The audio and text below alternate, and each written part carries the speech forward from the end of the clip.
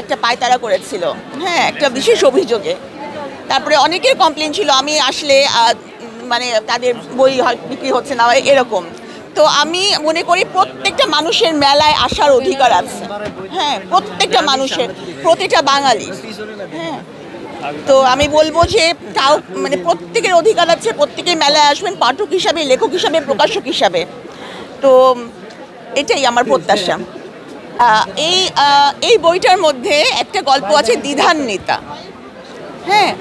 দ্বিধান্বিতা এটা হচ্ছে একটা মেডিকেল মানে একটা ডক্টর যে এমএস করছেন, মানে এমডি করছেন এখানে লিখেছি, কিন্তু আমি এমএস করেছি। একটা ডক্টররা কাজ করতে গিয়ে সিনিয়রদের কাছে কতটা মানে মাঝে মাঝে হিউমিলেটেড হয়, সেই গল্পটা এখানে আছে, হ্যাঁ। তো এই দ্বিধান্বিতা গল্পটা আমার সাথে যথেষ্ট মিল আছে। আপনারা যদি অবেলায় বেলা পড়েন, দ্বিধান্বিতা গল্পের মধ্যে সাবরিনাকে খুঁজে পাবেন।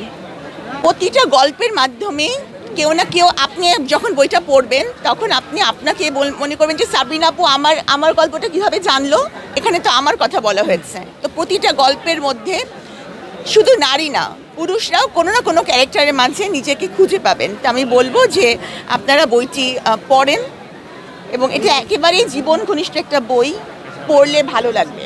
আর আমি যেটা দেখি যে অনেকের মাঝেই একটা প্রবণতা থাকে যে উনি ভাইরাল মানুষ, উনি আর কি লিখবে, হ্যাঁ, এরকম একটা ভাব। তো আমি জানি না তারা আমার সম্পর্কে জানেন কি না, বা আমার পড়াশোনা সম্পর্কে তাদের আইডিয়া আছে কিনা। তবে পড়াশোনা করলে যে সময় লিখতে পারবে এটাও ঠিক না। আমার মনে হয় বইটি পড়েন, বইটি পড়ে বইটি ধরে আমার সমালোচনা করেন।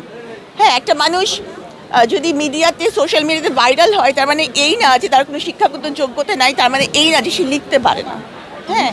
তো আমি এটাই অনুরোধ করব, দয়া করে ওই সমালোচনা থেকে দূরে এসে আপনারা বইটি পড়ে আমার সম্পর্কে আলোচনা করুন।